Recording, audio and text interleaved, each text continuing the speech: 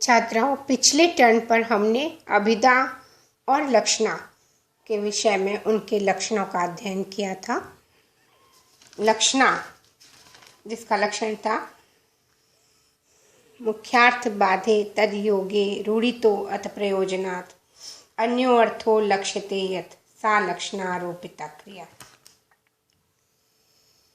आज हम इसके भेद के विषय में अध्ययन करेंगे।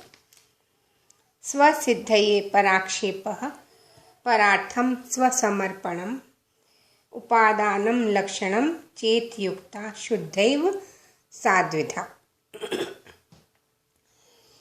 स्वसिद्धये, अपने अन्वय की सिद्धि के लिए, अपने मुख्य अर्थ की अन्वय की सिद्धि के लिए पराक्षेप, दूसरे अमुख्य अर्थ का आक्षेप ग्रहण करना उपादान कहलाता है। और परार्थम स्वसमर्पणम, परार्थम दूसरे के लिए अपने शब्दार्थ को समर्पित कर देना या त्याग देना लक्षण कहलाता है। तो स्वसिद्धये पराक्षेप मतलब अपने अन्वय की सिद्धि के लिए अन्य अर्थ का ग्रहण करना उपादान कहलाता है। और परार्थम स्वसमर्पणम, दूसरे के लिए अपने को समर्पित कर देना लक्षण कहलाता है। तो पहला उपादान लक्षणा और दूसरा लक्षण लक्षणा। इस प्रकार से चेत युक्ता च इति उक्ता शुद्धैव साद्विधा, ये दोनों प्रकार की जो लक्षणा है, उपादान लक्षणा और लक्षण लक्षणा, दोनों शुद्धा लक्षणा कही गई है। अब इसके उदाहरण बताए जा रहे हैं। कुंताः प्रविशन्ति और यष्टयः प्रविशन्ति। कुंता, कुंत मतलब भाले, भाले प्रविशन्ति प्रवेश कर रहे हैं, आ रहे हैं। और लाठियाँ यष्टयः, यष्टयः लाठियाँ प्रविशन्ति प्रवेश कर रही हैं या आ रही हैं। इन वाक्यों में कुंत या यष्टयः ये अपने प्रवेश की सिद्धि के लिए अपने अर्थ से संबद्ध पुरुषों का ग्रहण इसमें किया जा रहा है। कुंतधारी पुरुष या यष्टिधारी पुरुष, इस प्रकार से ग्रहण किया जाता है। तो यहाँ पर स्वार्थ को न छोड़कर परार्थ का ग्रहण करने के कारण यह उपादान लक्षणा कही गई है, स्वसिद्धये पराक्षेप। अब मीमांसक जो है, तो मीमांसक निर्दिष्ट उपादान लक्षणा का उदाहरण है गोर अनुबंध्य। गो का आलंबन करना चाहिए, गोर अनुबंध्य, गो का आलंबन करना चाहिए इत्यादि वाक्यों में वेद विहित आलंबन मेरा मतलब गोत्व जाति का कैसे संभव है। इस मुख्यार्थ हेतु से गोत्व रूप जाति के द्वारा गो व्यक्ति का आक्षेप कर लिया जाता है। गो व्यक्ति को शब्द से मतलब अभिधा द्वारा नहीं कहा जाता, क्योंकि यह न्याय है या यह नियम है कि विशेषण गोत्व आदि के बोध कराने में जिसकी शक्ति क्षीण हो गई है वह अभिधा विशेष को स्पर्श नहीं करती, अर्थात विशेष या व्यक्ति को नहीं कह सकती। तो आचार्य मम्मट का इस संबंध में कहना है कि यह उपादान लक्षणा का उदाहरण नहीं देना चाहिए, क्योंकि यहाँ कोई प्रयोजन नहीं है अथवा यह रूढ़ि भी नहीं है। यहाँ तो जाति द्वारा व्यक्ति का आक्षेप कर लिया जाता है, क्योंकि जाति व्यक्ति के बिना नहीं रह सकती। जैसे क्रियताम यहाँ पर कर्ता भवता और कुरु यहाँ पर कर्म कार्यम, प्रविश यहाँ पर गृहम, इस प्रकार से इनका आक्षेप होता है।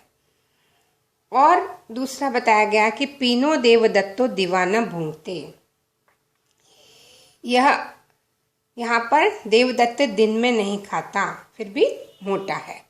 यहाँ पर रात्रि में खाना, रात्रि भोजनम न लक्ष्यते, यहाँ पर रात्रि में खाना लक्षणा द्वारा प्रतीत नहीं होता। श्रुतार्थापत्तिरर्थापत्तिर्वा तस्य विषयत्वात्, क्योंकि रात्रि भोजन की प्रतीति श्रुतार्थापत्ति या अर्थापत्ति का विषय है। इस प्रकार आचार्य मम्मट का यहाँ पर कहना है कि पीनो देवदत्तो दिवा न भुंक्ते और गौर अनुबंध्य। यहाँ पर उपादान लक्षणा नहीं हो सकती। यह ठीक है कि मुख्यार्थवाद और मुख्यार्थ से संबद्ध है, किंतु लक्षणा रूढ़ी या प्रयोजन से होती है। इनमें से कोई एक लक्षणा का अनिवार्य हेतु है। यहाँ पर न रूढ़ी है न प्रयोजन। वस्तुतः यहाँ पर जाति से व्यक्ति का आक्षेप हो जाता है, क्योंकि जाति गोत्रवादी व्यक्ति के बिना नहीं रहती, अतः उसका आक्षेप हो जाता है। इसी प्रकार नित्य प्रति के जीवन में भी या तो अर्थ का आक्षेप होता है, जैसे क्रियताम के द्वारा सम्मुख स्थित कर्ता का, अथवा शब्द का आक्षेप होता है, जैसे प्रविश्य के द्वारा गृहम आदि शब्द का। इसी प्रकार कुछ मीमांसकों ने जो पीनो देवदत्ता दिवा न भुंक्ते, इसमें लक्षणा द्वारा रात्रि भोजन की, उपादान लक्षणा द्वारा रात्रि भोजन की प्रतीति मानी है। इसमें भी आचार्य मम्मट का कथन है कि रात्रि भोजन की प्रतीति लक्षणा से नहीं होती, अपितु कुमारेल के मत में श्रुतार्थापत्ति से और प्रभाकर के मत में अर्थापत्ति मात्र से रात्रि भोजन की प्रतीति होती है। ये उपादान लक्षणा के विषय में। अब लक्षण लक्षणा के विषय में उदाहरण दिया जा रहा है। गंगायाम घोषः।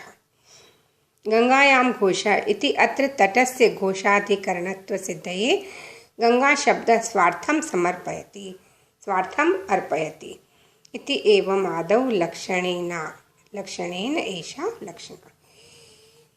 मतलब गंगायाम घोषः, गंगा तट पर अहीरों की बस्ती, घोषियों की बस्ती, ये घोष का आधार है। इस बात की सिद्धि के लिए गंगा शब्द अपने प्रवाह रूप अर्थ को, स्व अर्थम, अपने प्रवाह रूप, जल प्रवाह रूप अर्थ को त्याग देता है।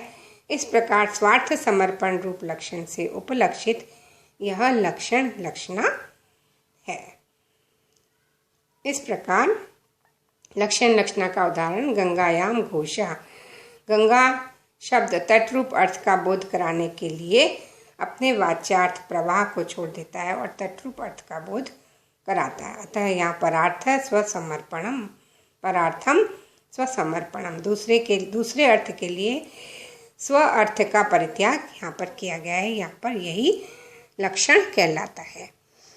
इस प्रकार से उपलक्षित लक्षणा ही लक्षण लक्षणा, इस प्रकार के लक्षण से उपलक्षित लक्षणा ही लक्षण लक्षणा होती है। तो इस प्रकार से यहाँ पर हमने आज उपादान लक्षणा और लक्षण लक्षणा दोनों के संबंध में अध्ययन किया और नेक्स्ट टर्न पर इसके और आगे जो भी लक्षण लक्षणा और उपादान लक्षणा के बाद कि ये दोनों ही लक्षणा शुद्धा लक्षणा कही गई है, तो इसके आगे के क्या भेद है उसके विषय में हम अध्ययन नेक्स्ट टर्न पर करेंगे।